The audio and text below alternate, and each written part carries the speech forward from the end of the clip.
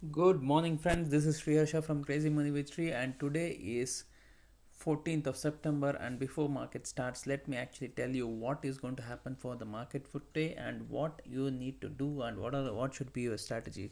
So let's get started immediately. So let's look at what is happening in the market. So on Friday, if you actually see Indian market closed quite flat, and US market actually went up. If you look at the overall scenario of the US market, it started doing good when it started. Then there was sell off which happened, and again by the end of the day it was able to finally close flat, especially the S&P and the Dow Jones. Though Nasdaq was a little negative, but overall the market looks quite positive. So if you see the options, the future market, what actually right now it is showing, we may actually again start actually positive. The day could actually be positive. We could move towards 11,500 range, which we actually tried testing on Friday. We may actually probably move ahead of 11,500 for today. Overall, actually 11,500, 550 could be the levels which we may actually move, but like 11,550 is a place at which there is a resistance, and it's not very easy for the market to move beyond that. Now we may trade in a very tight range, as I have told you. If you look at the option chain, uh, I could see probably market will be in the range of 11,300 to 11,600 on this is the range of around 200 300 points we may tightly trade. So trading on Nifty as such, especially if you're trying to do any kind of option related trading, I would suggest you only to do any kind of selling only at 11,550 to 600, and if you are trying to do any kind of buying, it should be at 11,300 range, 300 350 range. So that could be the range at which actually market can move.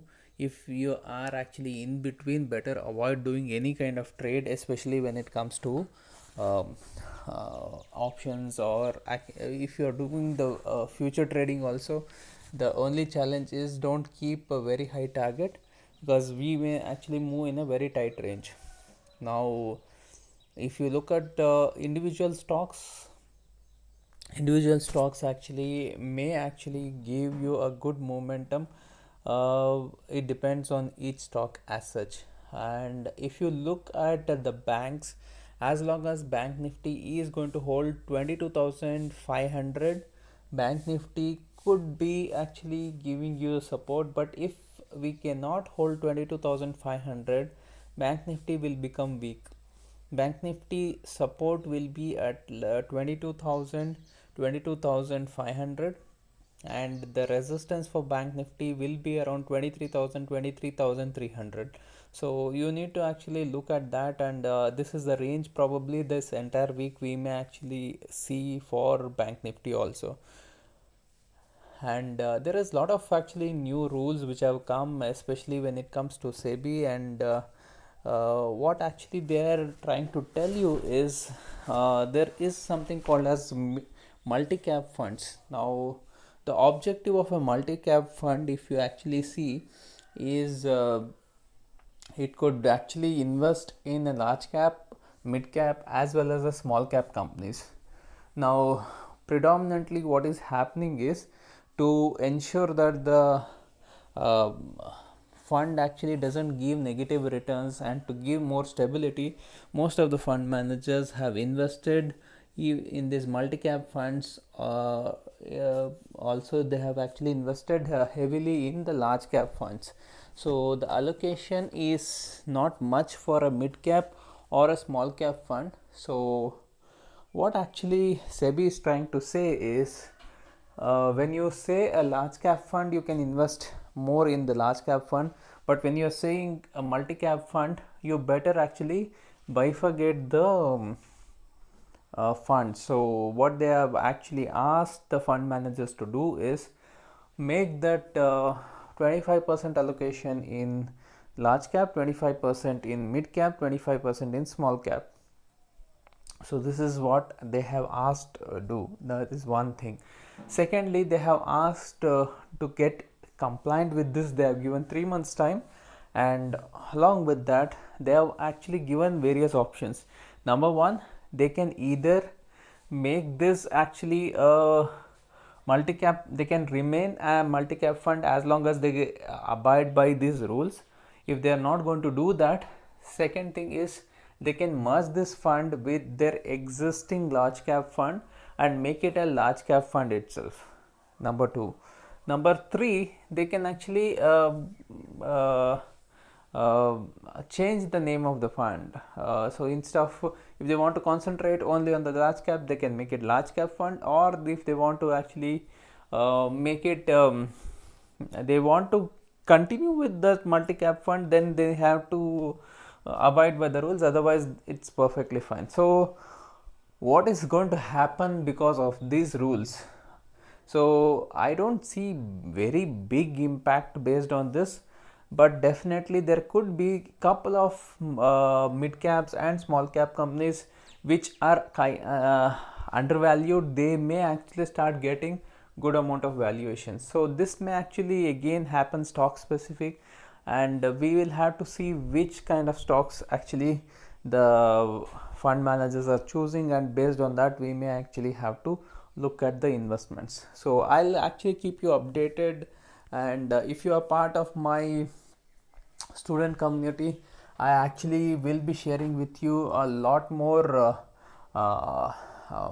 stocks which I have actually started sharing with you already.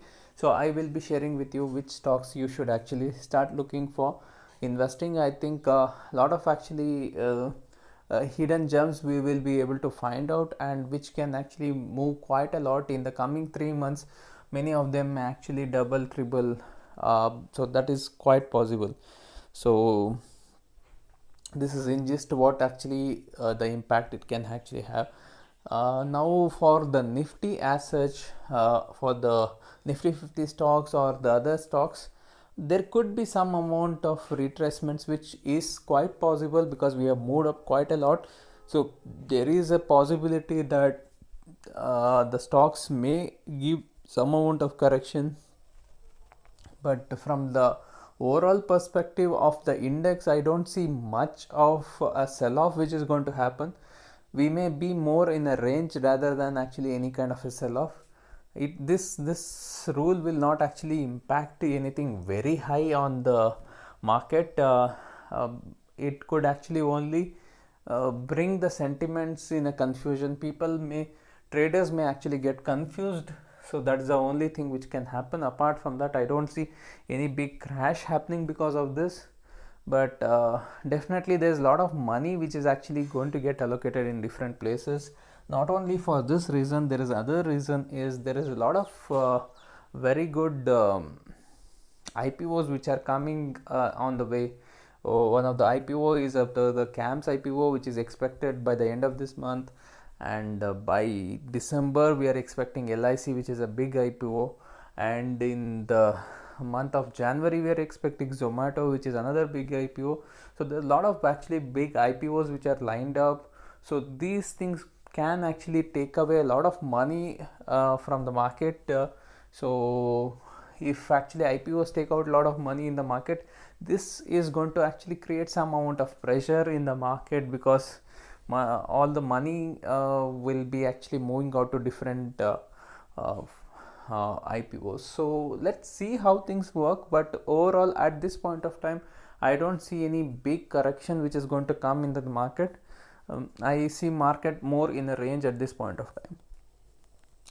And if you want to be updated about what are the new opportunities in the swing trading, I'll be actually coming live and I'll be sharing with you what you need to do.